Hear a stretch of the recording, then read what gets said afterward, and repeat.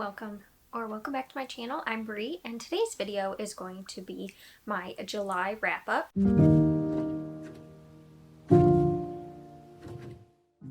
So full disclosure, I recorded this already, but it was storming and I tried to use these lights that I have, and it was like it was not good. I just was not happy with it, so I'm going to be redoing it, but that means I returned all the books already that I borrowed from the library, so I don't have them with me to show you the full stack. I did read a total of 16 books this month.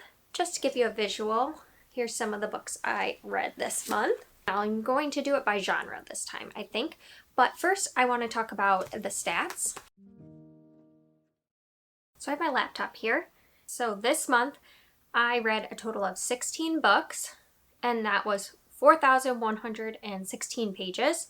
So that is actually the highest I've read in a month so far, and it's also the most books I've read in a month so far. I didn't listen to any audiobooks this month. My average rating is a 4.0. For genres, I read 3 fantasy, 5 graphic novels, 2 horrors, 5 mystery, and 1 sci-fi. Now, I think some of these books could probably be categorized into like a couple different types of categories. All my books were physical. I didn't do any audio or ebook reading this month. I did end up DNFing 1 book this month, so I didn't count that in my books read. I DNF'd The Maid by Nita Prose. I got like 40 pages into it, and I just was not vibing with the way the main character is written. She's written to be autistic, but she's not actually like said to be autistic, and the author herself is not autistic, or at least hasn't like identified as autistic. I was like, I'm gonna read the reviews and see if I'm just feeling weird about this, but it seems a common thing among autistic people who have been leaving their reviews that it did feel like stereotypical to them. So I was like, you know what, yeah, I agree, and I wanted to read it for the autistic representation, but I decided I'm just gonna forgo that one and not read it. So I ended up putting it down, and I will not be picking it back up. So now let's get into the books I did read this month, and I'm gonna go by genres.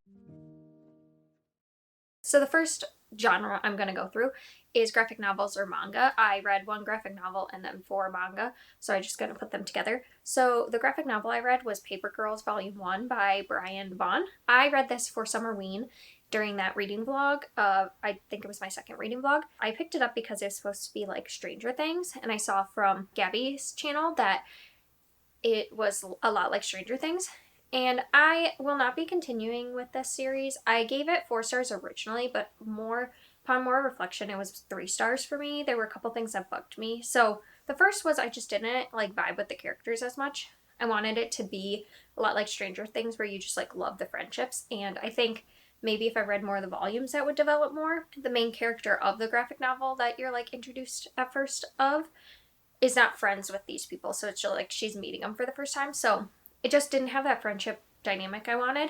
And then there were a lot of like things said in there that were just homophobic and racist and stuff like that. It just was like over the top, and why is this in here? It's not in here to challenge anything. Like, it wasn't like the person said it, and like it was just kind of thrown in there, and I felt like for like 80s vibes, and I was like really put off by that. And that was mainly in the beginning, and then later it didn't happen as much, but it was like right away, and I just was not a fan of it. So we're just gonna move on from that. And then I continued in my reading of Yona of the Dawn. I read Yona of the Dawn Volume 4 and Volume 5. Well, I gave Volume 4 4.5 stars, and then Volume 5 4 stars. I feel like this series I'm going to pause for a little bit because I enjoy it, but I just don't feel myself wanting to pick it up. And I think because it's just so fantasy that it's just a little much for me. It's just about a princess who witnesses a murder at the castle and then has to flee with her bodyguard and is now on the run, and she's trying to save her kingdom. I think it's like a really nice story, but I just don't know if it's gonna be for me in the long run. On the one hand, I really enjoy it. On the other hand, I just don't feel like reading it. So then I read Volume 4, I believe, of Witch Atelier. It's either 3 or 4. I cannot remember now. I'll pop it up here. I gave this also 4 stars. I think this one is kind of the same, where I'm enjoying it, but this one is a lot slower paced than Yona of the Dawn. Yona of the Dawn, I kind of feel like sometimes goes too quickly for me. For what's realistic of what they're trying to accomplish, where Witch Hat Atelier is just very slow and not a ton has happened. I'm already on like the 4th volume, so I like it, but it's about a girl who's trying to learn magic to save her mom, and there's like a subplot in there about like a dark magic that's still being used that's supposed to be not used at all. It's cute and I enjoy that about it, but again, I'm not really gravitating towards picking it up. So the last manga I read 2 volumes and I am completely obsessed is Spy Family. Volumes 1 and Volume 2 I read, and I feel like after picking this up is really what made me rethink those other ones, because I just like am obsessed, and I did not feel that way as much about the other 2, as especially since I've been continuing reading. I feel like Witch Hat Atelier, I really love the 1st volume, but now it's just kind of worn off for me. So these. This is very hyped on BookTube, and also I think among a lot of anime watchers. I think I was talking to my friend and he watches a lot of anime, and he said that a ton of people are talking about Spy Family, so it's very hyped for good reason, I think. This I gave 5 stars, and the 2nd volume I gave 4.5 stars. So this is following a spy. He has to get to this guy, and to get to this guy he needs to infiltrate the school and have a kid become friends with the guy's kid so that they can become close. And so he has to find a kid to like pretend as his, and then a wife as well. The kid he finds is a telepath, so she can read his mind and she knows that he's a spy, and then he finds a wife who is also an assassin, and it's just a really fun story. It's a found family, which is something I really, really enjoy, but it's also like over the top and ridiculous, and it's just fun to like be in all their heads, and also knowing that like the telepath little girl, she knows what they're thinking. And so it's really cute. It's really good. The second one is like the second part of the mission. So like the first one is all about like one part of the mission, and then it kind of, I think, is going to go through the different steps of the mission, and they're struggling, and it's just great. It's so great. I love it so much. If you were thinking about picking it up, I'd highly recommend it. It's just a fun breeze through it series. So now let's get into the historical mystery I've been reading this month. The first one I have here is Treacherous as the Night by Annalie Huber. This is the second in the Verity Kent mystery series. I read the first one last month and really, really enjoyed it. That one's called This Side of Murder, and it's about a woman, Verity, it's set post-World War I, and she's lost her husband, and he was killed in the war, and so she's invited to go to this wedding of one of his really good friends, but it's like a retreat before the wedding. And she doesn't want to go, but then she gets a cryptic letter saying that her husband's death may not have been what it seemed, and that she should go to this party to find out. So she goes, and it's kind of like an isolated mystery. People start dying. She's trying to figure out what happened to her husband and how it's all connected.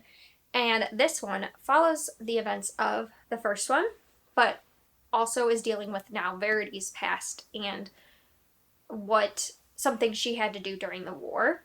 And the first one I gave 4 stars. I really liked it, but this one I'm going to give 3 stars. I just didn't enjoy the mystery as much. There was an opportunity to really dive into Verity's past, and while we did somewhat, the mystery itself was so slow, and there's a character in here who annoys me. Then the end, like we got to the resolution of the mystery, and it took like 20 pages at the end maybe to like get through all this, so it was built up to be this big thing, and then I felt like the ending was just very anticlimactic. So that's one of the historical mysteries I read this month.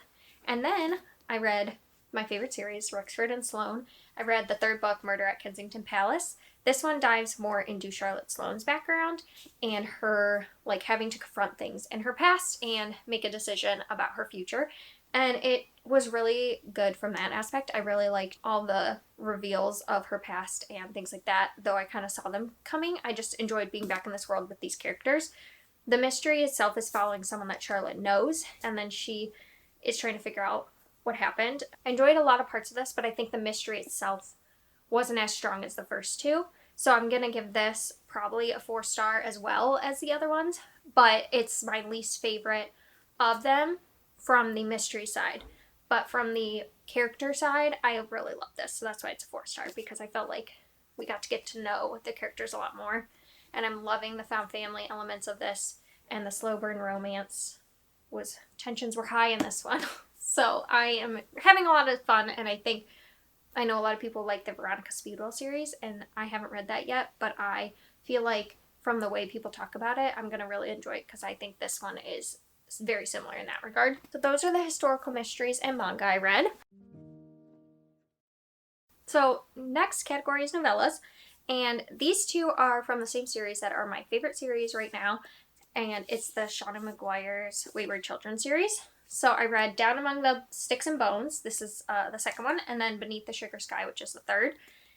And these are a portal fantasy where kids go through portals and wind up in these other worlds. So then they get kicked out and they come back to like the real world, and the parents don't believe their stories or are worried about them and try to get them help, so they end up at this home for wayward children. And there they have to come to terms with the fact that they may never go back to their portal, but they're also with other people who went through portals, and some of them go back, some of them don't, and it's just coming to terms with what happened to them and that they're stuck here now and their home is through this portal. I recently learned that the odd number books, so 1, 3, 5, and 7 I think are out right now, they follow like the wayward children, like the home for wayward children, and then there's adventures from there. And then the second books go into the stories of those children. So this was following Jack and Jill, their story in their portal. So this reads much more like a Alice in Wonderland adventure kind of a story, where these are much more House in the Cerulean Sea vibes. But I would say they all are darker. They're definitely more adult. I enjoyed this one. I gave this 4.5 and this one 5. I think I enjoy the ones with the wayward children, Home for Wayward Children, more than I do the fairy tale type ones, because they do read more fairy tale to me and just more whimsical, and I tend to lean more in this direction with my reading. But I'm having a great time. I enjoyed getting to know Jack and Jill more and like their background and how they came to Eleanor's home. This one I think is my favorite so far because they get to have an adventure. This person comes through a portal, and I can't really say more because it would give away stuff from the first. They have to help this person figure out what's going on with them, and it was really good, and I really liked it because it felt very adventure-y, and I really had a good time with this one. Then the next novella I read is a new release. It's A Prayer for the Crown Shy. This is the second of Becky Chambers' Monk and Robot series. I read the first one this year actually, and this one just came out. I read this with my husband Noah, and it was really fun. It's just a cute series. It's like basically this tea monk Dex is serving tea around different communities, and they just feel like it's not holding the same happiness for them as it previously did. So they leave and decide to go into the forest, and they're gonna have like basically an existential crisis in the woods.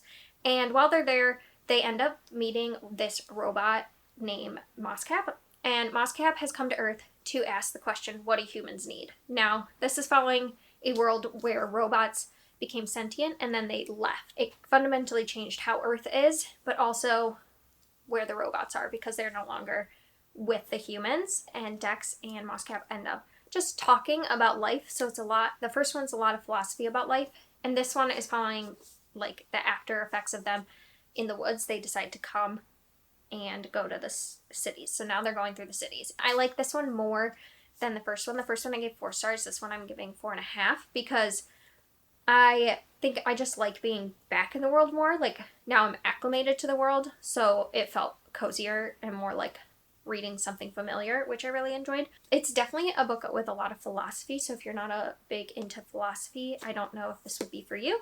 But I had a really good time, and I'm really happy I read it, and the reading vlog for this will be out soon, so you can see my full thoughts there. Next is a cozy mystery I had, and I only read one this month. So that is Dial A for Aunties by Jessie Q. Sutanto. Medi, the main character, is American, Chinese, Indonesian. So her mother and her aunties came from, I believe, Indonesia, and they were originally from China, and then she's grown up in the US in California.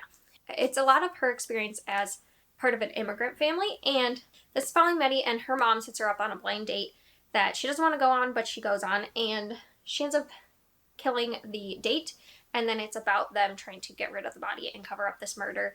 And they also all work in one business running weddings, and they have the biggest wedding that they're ever gonna do, and shenanigan ensues. It's over the top and ridiculous.